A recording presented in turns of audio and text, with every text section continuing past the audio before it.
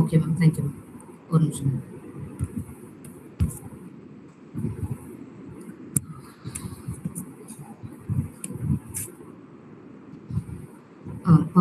பங்குனி உத்திரம் அப்படின்னா என்னன்னா, பங்குனி உத்திரம் என்பது தமிழ் மாதத்துல 12வது மாதமான பங்குனியும், உத்திர நட்சத்திரமும் இந்த பௌர்ணமியோடு சேர்ந்து வர்றதுதான் இந்த பங்குனி உத்திரம் அப்படின்னு சொல்றோம். பங்குனி மாதத்துல பூமி மீன ராசியில் இருக்கும்போது சந்திரன் உத்திர நட்சத்திரத்தில் கன்னியில் இணைந்து இந்த பூமிக்கு இன்னும் கூடுதலான ஒரு நற்பலன்களை கொடுக்கும். அதனாலதான் இந்த நாள் ரொம்ப சிறப்பு மிகுந்த நாளாக நம்ம சொல்றோம். அதுல ரொம்ப அந்த சிறப்பு மிகுந்த நாள்னால ரொம்ப பலன் ஜாஸ்தியா இருக்கு அப்படின்றாங்க. அப்போ இந்த பங்குனி உத்திரம் ஏன் இவ்வளவு சிறப்பு வாய்ந்தது அப்படின்னா, பிரிங்கி முனிவர் என்று ஒரு முனிவர் இருந்தார். அந்த முனிவருக்கு ஒரு பழக்கம் இருந்தது. என்னன்னா, அவர் எப்பவுமே சிவபெருமானை தவிர யாரையும் கும்பிட மாட்டார். நேரா கைலாயம் போவார். அம்பாள் இருப்பாங்க. ஆனா அம்பாளையும் கும்பிடாம சிவபெருமானை மட்டும் கும்பிட்டு வந்துருவார். சக்திக்கு ஒரு கோவம். ஏன் இவரை மட்டும் கும்பிடுறாரு, நம்மள கும்பிட மாட்டேன்றாங்க. இப்படியே கொஞ்ச நாள் போய்கிட்டு இருந்தது. ஒரு நாள் என்ன சொன்னாங்க, சக்தி என்ன பண்ணாங்கன்னா, அடுத்த முறை இவர் வரட்டும், எப்படி என்னை கும்பிடாம போறார் என்று சொல்லி சிவசக்தி 2 பேரும் ஐக்கியமாகி அர்த்தநாரி வடிவமாக நிற்பாங்க. சுவாமியும் அம்பாளும். பிரிங்கி முனிவர் பாப்பார், என்ன இது 2 பேரும் சேர்ந்து நிக்கிறாங்களே என்று சொல்லி அவர் ஒரு வண்டு வடிவம் எடுத்து அவங்க சிவபெருமானை மட்டும் சுத்திட்டு வந்துருவாரு. அப்போ சக்திக்கு கோவம் வந்துடும். ஏன்னா இது இப்பவும் இவர் நம்மளை கும்பிடாம சிவனை மட்டும் கும்பிட்டு போறாரே அப்படின்னு சொல்லிட்டு. அதனால அம்பாள் இந்த ரொம்ப கோபம் அடைஞ்சு ஒரு விளையாட்டு இது பண்ணுவாங்க. முனிவரோட உடல்ல ஒரு காலை எடுத்துருவாங்க. அதனால முனிவர்கிட்ட இந்த சக்தியை எடுத்துருவாங்க. முனிவரால நடக்க முடியாது. ஏன்னா சக்தி நம்ம உடம்புல சக்தி இருந்தாதான் நம்மளால எந்த ஒரு வேலையும் செய்ய முடியும்.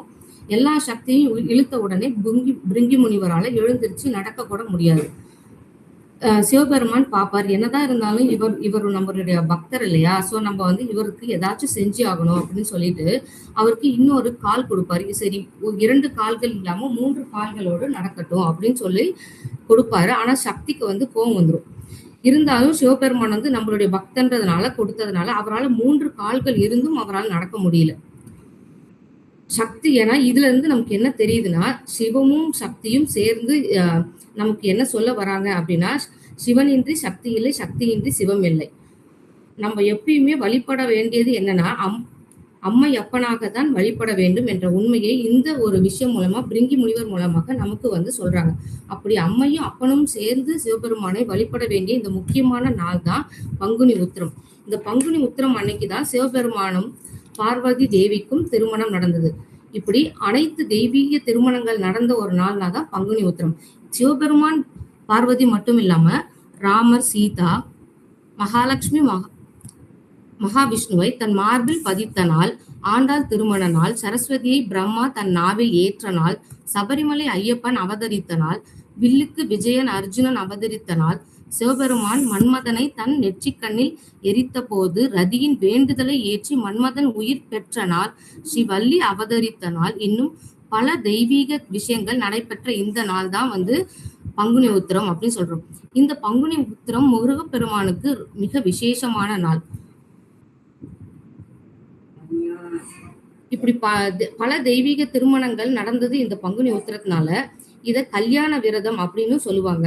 இந்த தெய்வீக திருமணம் என்பது என்னன்னா, இப்போ மனிதர்களுக்கு நடக்கிற மாதிரி அந்த திருமணங்கள் கிடையாது.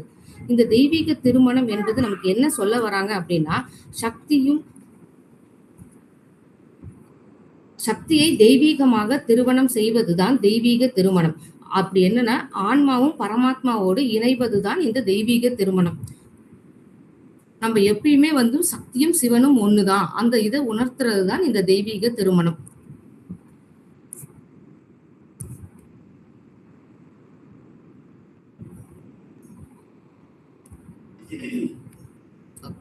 இதுக்கு அடுத்து நெக்ஸ்ட் முருகப்பெருமானோட ஒரு பாட்டோட நான் இதை கம்ப்ளீட் பண்ணிக்கிறேன்.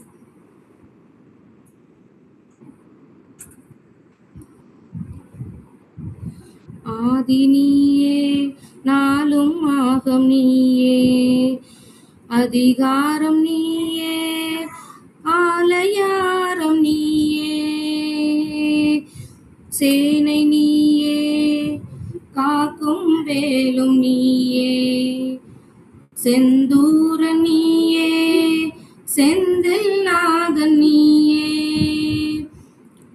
ஓமெனும் பிரணவ மந்திர கந்தனே, என் முருகனே, யாவும் நீ என யாக்கை உனக்கென நாளும் காத்திடு குமரனே, அழகு என்றால் முருகு எந்தன் ஆதி தமிழின் தெய்வமே, அறுபடைக்கும் முதல்வன் நீயே, செந்திலாண்டவ தெய்வமே, செந்திலாண்டவ தெய்வமே, சரவண பவ குகனும் நீயே, ஆறு முகத்தின் பார்வையே, ஆதி நீயே, அந்தம் நீயே, செந்திலாண்டவ தெய்வமே, செந்திலாண்டவ தெய்வமே,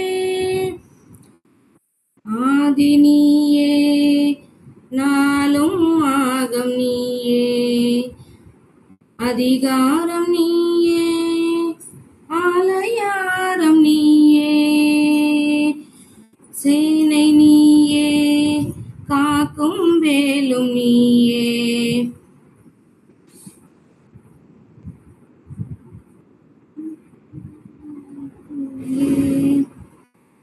வேதி நீயே, காரக வேறும் நீயே, மதிமாலை நீயே, திருச்செந்தூரும் நீயே, சூரபத்மனை மயிலும் சேவலை மாற்றியதும் உன் கருணையே, கபட மாயா ஜாலங்களுக்கும் அதிபதி என் வேலனே, அழகு என்றால் முருகு எந்தன் ஆதி தமிழின் தெய்வமே, அறுபடைக்கும் முதல்வன் நீயே, செந்திலாண்டவ தெய்வமே, செந்திலாண்டவ தெய்வமே, அழகு என்றால் முருகு எந்தன் ஆதி தமிழின் தெய்வமே, அறுபடைக்கும் முதல்வன் நீயே, செந்திலாண்டவ தெய்வமே, செந்திலாண்டவ தெய்வமே. Thank you everyone. Nice. நல்லா இருக்குமா பிரசன்டேஷன்.